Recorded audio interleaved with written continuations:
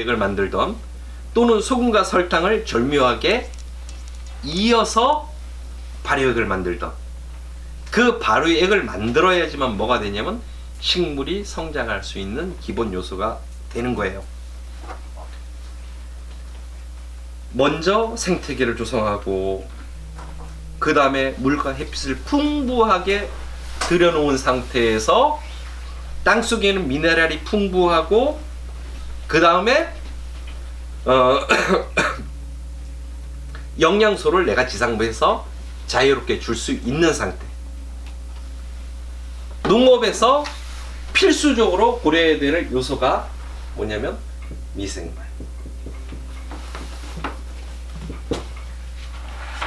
미생물을 고려하지 않는 농사는 농업이 아니에요.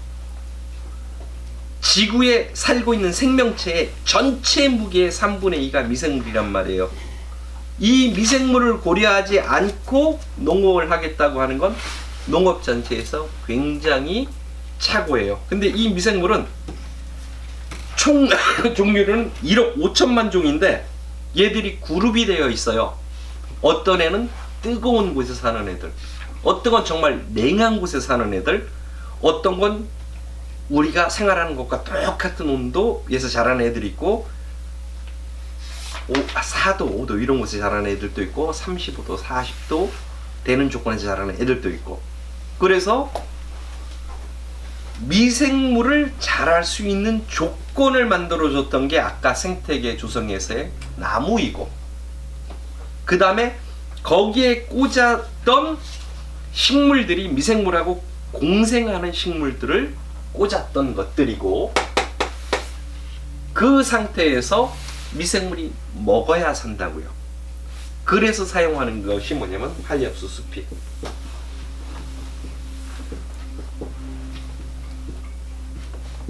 미생물에 먹이를 줘서 미생물을 무한증식시켜 내게 되면, 자, 미생물은 자기 대사 물질이 있는데 이 자기 대사 물질이 아주 훌륭한 항생제예요.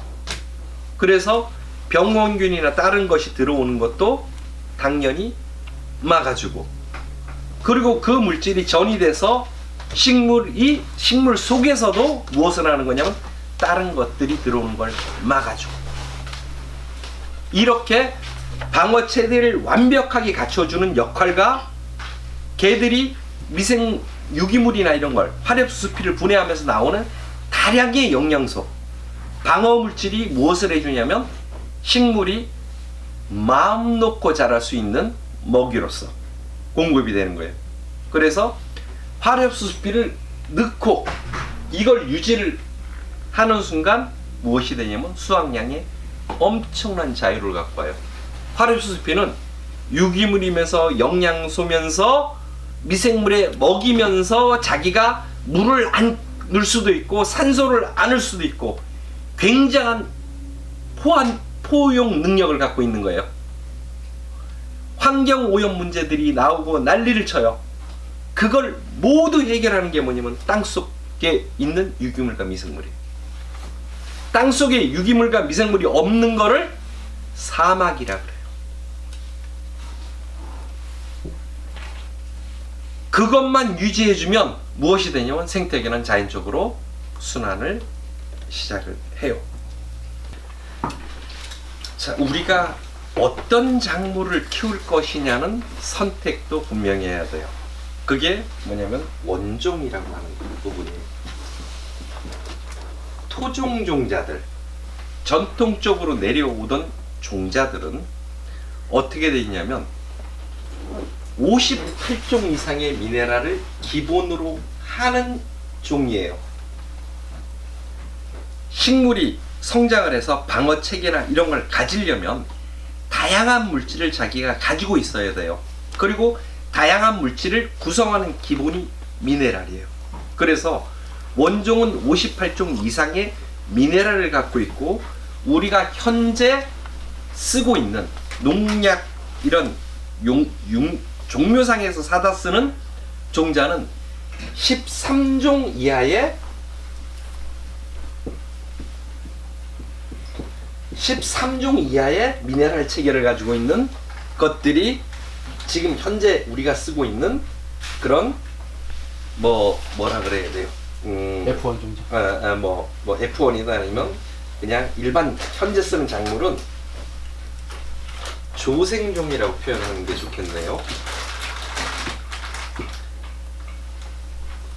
이거를 미네랄을 극히 적은 종으로 만들어요. 극히 적은 종으로. 그러면 어떤 결과가 나왔냐면 미네랄을 58종을 갖고 오는 시간과 13가지를 갖고 오는 시간은 달라요. 그러니까 쉽죠. 생육이. 그래서 우리나라 토종 배추가 자라는 건 150일이 소요가 돼요. 58종을 끌어올려고 하면.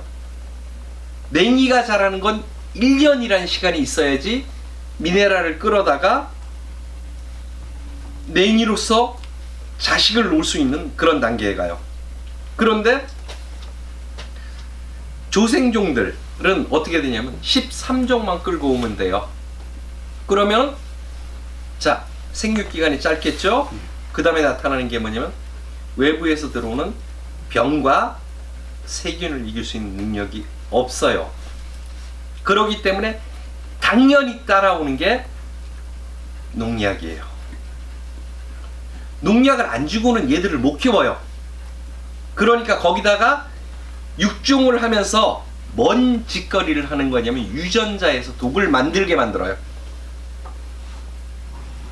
질소화합물들 중에서 어떤 특정 물질을 만들게 해서 독을 만들게 해서 그 식물이 독을 가지고 들어오는 미생물이나 이런 것들을 이겨내게 기본적으로 조작을 하는데, 이 조작된 그 독이 사람 몸속으로 들어오면 어떻게 하냐? 사람의 호흡이라든가 이런 데 관계되는 소기관들을 전부 다 파괴해버려요. 그래서 사람들이 병이 들고 이거를 가지고 하는 게 뭐냐면 조생종에서 오는 부분이에요. 원종은 천연물질들로 갖추어진 종이에요. 우리가 얘기하는 공통진화체계, 그 다음에 유전자 학습론, 동일 영양 체계에 딱 들어있는 것은 원종이에요. 지금 우리가 재배하고 있는 작물들은 자연이라는 기본 체계의 유전자 학습론과 동일 영양 체계와 공진화 체계를 완벽하게 벗어나 있는 애란 말이에요. 이것 자체를 갖고 들어와서 사람들이 병을 안 걸린다? 천만에 불가능해요. 지금 우리가 싸구려로 먹는 그런 밀가루들이 뭐냐면, 배는 부를지 모르지만 무엇을 하고 있냐면 사람들한테 어마어마한 피해를 주고 있는데 모르죠. 다 감춰져 있죠. 그래서 먹거리에서 우리 글리포세이트, 이게 질소화합물이에요. 제초제 성분이에요. 이 성분을 가지고 식물이 갖고 있게 돼요. 그럼 어떻게 되냐면 제초제를 써도 얘는 안 죽어요. 제초제를 갖고 있지 않는 일반 식물들은 죽어요. 그래서 유전자 조작을 해서 제초제를 몸에 넣게 하고 그 다음에 이걸 작물을 치고 거기다 제초제를 쳐버리는 거예요. 그럼 다른 것들은 싸그리 죽었는데 얘만 살아 있어요. 수확량이 분명히 나왔어요. 그걸 먹는 순간 뭐가 되냐면 제초제를 사람이 먹으면 어떻게 돼요? 죽잖아요. 명확하게 죽듯이 죽게끔 프로그램이 돼 있는 걸 까맣게 모르고 먹고 있는 거예요. 그래서 무조건 원종을 찾아내야 돼요. 원종을 찾아내는 것이 농업에서 뭐가 되냐면 농약, 비료를 완벽하게 차단할 뿐만 아니라 웃긴 거는 뭐냐면요, 수확량이 무한정이라는 거예요. 수확량이. 농민은 수확을 자유롭게 해야 돼요. 원하는 만큼. 그리고 그걸로 가지고 최고의 품질을 때 무엇을 하냐면 경제적으로 자유스러워진단 말이에요. 원종을 안 쓰고 그거를 하겠다? 이거는 엄청난 말도 안 되는 착각에 빠져있는 그런 부분들이에요. 축들이 더 기본적으로는 그 존재를 할 것이고, 요 정도 상태로 가지고 지금 내려온 얘기들을 조금 끝내고